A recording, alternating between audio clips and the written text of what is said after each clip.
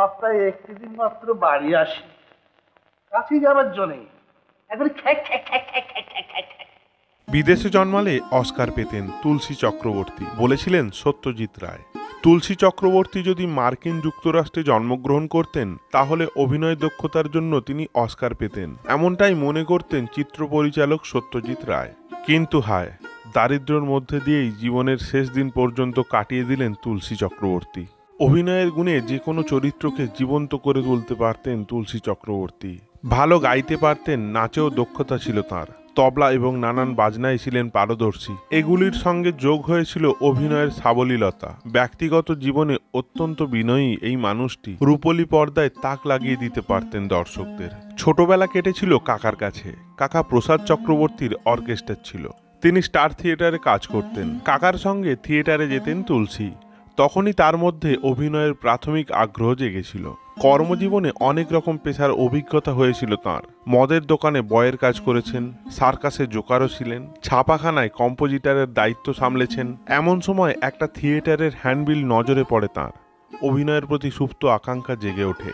ছাপাখানার 32 টাকার মাইনে ছেড়ে মাসিক 8 টাকা মাইনে স্টার থিয়েটারে যোগ দিলেন। এভাবেই ঘুরে গেল জীবনের মোড়। পরিচালক সত্যজিৎ রায় জীবনের অন্তিমকাল পর্যন্ত বিভিন্ন সাক্ষাৎকারে বলে গেছেন, তুলসী চক্রবর্তী না থাকলে তিনি পরশপাথর ছবিটি বানাতেন না। কিংবদন্তি এই অভিনেতা যদিও পরশপাথর ছাড়া অন্য কোনো চলচ্চিত্রে প্রধান চরিত্রে অভিনয় করেননি। সহ অভিনেতা হিসাবে তাকে পাওয়া গেছে 74, চাওয়া পাওয়া, একটি রাত, অযান্ত্রিক, পথের পাঁচালী, দ্বীপ জেলে যাই ইত্যাদি ছবিতে। মহানায়ক উত্তম কুমারের সঙ্গে কাজ করেছেন প্রায় 3 ডজন চলচ্চিত্রে। সিনেপাড়ায় কথিত আছে উত্তম কুমারের চেয়েও তাকে বেশি টাকার অফার করা হয়েছিল, কিন্তু শ্রদ্ধেয় তুলসী চক্রবর্তী তা নিতে অস্বীকার করেছিলেন। কারণ তিনি মনে করতেন তার সমসাময়িক অভিনেতাদের মধ্যে একমাত্র শক্তিশালী অভিনেতা উত্তম কুমার, তাই উত্তম তুলনামূলক কম টাকা পাবেন এ মেনে নিতে পারবেন না। কতটা বিনয়ী এবং কাজের প্রতি সৎ হলে এমনটা ভাবা যায়, আজকালকার দিনে যা একেবারেই দুর্লভ। অভিনেতা তুলসী চক্রবর্তীর বাড়ি মাত্র 2.5 ফুট চওড়া। হাওড়ায় এখনো গেলে দেখা যাবে। গলির নাম Kailash Bose 3rd by lane. ছোট্ট গলিটার একদম শেষ প্রান্তে একটা ভাঙাচোরা টিনের চালের দোতলার বাড়ি। জংধরা তালা ঝুলছে দরজায়। প্রায় 60 বছর আগে অভিনেতা প্রয়াত হন। 10 বছর আগে গত হয়েছেন তার স্ত্রী উষারানী দেবী।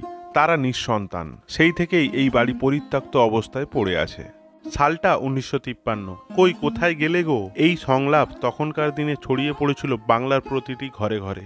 পরিচালক নির্মলদের ছায়াছবি 74। প্রায় 8 সপ্তাহ রমরমিয়ে চলেছিল প্রেক্ষাগৃহে। উত্তম সুচিত্রা তখন নতুন জুটি। তাদের থেকেও দর্শক মনে রেখেছিলেন তুলসী চক্রবর্তী ও মলিনা দেবীকে। দর্শকদের দাবি ছিল এই ছবির নায়ক নায়িকা আসলে তারাই। আজ এত বছর পরেও বাংলার সিনেমা প্রেমী মানুষেরা মনে রেখেছেন এই বর্ষিয়ান দক্ষ অভিনেতাকে। ওল্ড গপ্প চ্যানেলের এই ভিডিওর মাধ্যমে শ্রদ্ধা জানাই। আজকের ভিডিও এই পর্যন্তই। যদি ভালো লেগে থাকে তাহলে ওল্ড গপ্প চ্যানেলটি সাবস্ক্রাইব করে পাশে থাকুন। ধন্যবাদ।